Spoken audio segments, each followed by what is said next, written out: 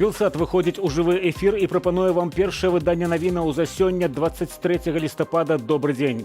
Еўразвяз усвядоміў, што рэжым Лукашэнкі стаў агульнаеўрапейскай праблемаю, і еўрапейскія краіны не збіраюцца на гэтую праблему забывацца, заявіў канцлер Аўстрыі Александр Шаленберг падчас венскай канферэнцыі, прысвечанай Беларусі. Наша журналістка Аліна Коўшак запытала ў канцлера Аўстрыі Александра Шаленберга, як ён асабіста ставіцца да Александра Лукашэнкі. Я называю яго на імя. Я ўпэўнены, што ён страціў сваю легітымнасць і цяпер ягоны абавязак пачаць гаварыць з людзьмі. Ён не можа кіраваць, робячы выгляд, што вакол яго пустэча. Яму неабходна звярнуцца да людзей і, магчыма, ён усведамляе нават лепей за іншых, што згубіў давер вялікай часткі, калі не большасці людзей. Развязаць беларускую праблему, на думку Аўстрыі, дапаможа 5-й пакет санкцыяў, а таксама дыялог з грамадзянскую супольнасцю Беларусі. На падтрыманне апошняй Еўрапейская камісія плануе вылучыць фінансавыя сродкі. Усё будзе падлічанае і прад'яўленае. Аблупіўшы мігрантаў як ліпак, рэжым ізноў патрабуе «дайце грошай». Кіраўнік Гарадзеншчыны Владзімир Каранік заявіў, што міжнародная супольнасць проста мусіць скампенсаваць Беларусі ўсе выдаткі на ўтрыманне гэтых самых мігрантаў. На думку Караніка, грошы на ўтрыманне мігрантаў у Беларусі мусяць даць замежныя арганізацыі і палітычныя партыі. Мы падставілі плячо людзям, якія трапілі ў цяжкую сітуацыю, але тыя, хто спрыяў яе ўзнікненню, мусяць цяпер сядаць за стол перамоваў і вырашаць, якім чынам кампенсаваць выдаткі дзяржавы. Але самае галоўнае, як дапамагчы гэтым няшчасным людзям выйсці з цяжкай жыццёвай сітуацыі. Раней называліся і канкрэтныя лічбы. 20 000 еўраў за дзень перабывання мігрантаў у беларускім транспартна-лагістычным цэнтры каля прапускнога пункту Брузгі.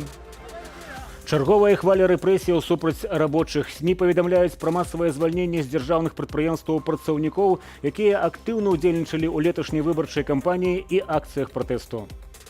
Са словаў саміх работнікаў, іх выклікаюць да адміністрацыі прадпрыемстваў ды прапануюць звольніцца паводле адмысловых спісаў падрыхтаваных КДБ. Гэта па большай ступені патрэбна для таго, каб большасць запалохаць людзей, якія працуюць на прадпрыемстве, што вось я магу быць наступным. Ізноў улада топае ножкамі, каб паказаць, што сітуацыя пад кантролем, каб запужаць людзей. Пад звальненні трапляюць нават унікальныя спецыялісты. Паўнавартасна замяніць якіх на прадпрыемствах амаль немагчыма. У Беларусі адразу 10 новых палітычных вязняў. Гэта асобы зняволеныя за абразу Лукашэнкі, прадстаўнікоў улады, сілавікоў, суддзяў і за знявагу дзяржаўных сімвалаў, а таксама за іншыя формы выказвання. Такім чынам, агульная колькасць палітвязняў у Беларусі на сённяшні дзень дасягнула ліку 884 чалавекі. Пры гэтым людзей, якія чакаюць судоў ці ўжо асуджаныя за паслявыбарчую актыўнасць, за кратамі значна больш. Беларуская праваабарончая супольнасць заклікае неадкладна вызваліць усіх палітзняволеных і спыніць палітычныя рэпрэсіі супраць грамадзянаў краіны. Белтэлекам скасаваў падвышэнне коштаў на доступ у інтэрнэт, што адбылося менш за месяц таму 1 лістапада, паводле прадпрыемства ўсё ўзгодненае з чыноўнікамі. І тым не менш, падаражэнне інтэрнэту ад Белтэлекаму ўсё ж адбудзецца адразу з новага года. Спярша падвысіць тарыфы планавалася 1 кастрычніка. Пасля падвышэння перанеслі на 1 лістапада. Тады яно і адбылося. Але праз 3 тыдні Белтэлекам вярнуў старыя тарыфы і абвясціў пра падаражэнне з 1 студзеня наступнага года. З чым звязаная гэтая нявызначанасць, не паведамляецца.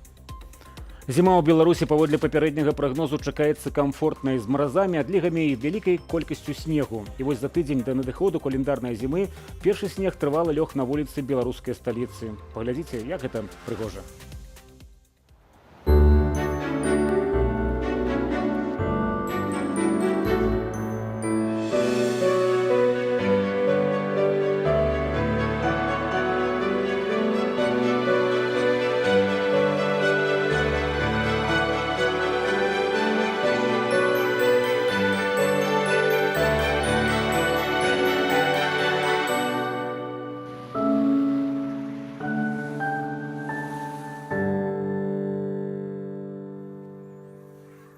Іншыя навіны Беларусі і замежжа мы прапануем вам у нашым наступным выданні о 17 гадзіне. Да сустрэчы ў эфіры.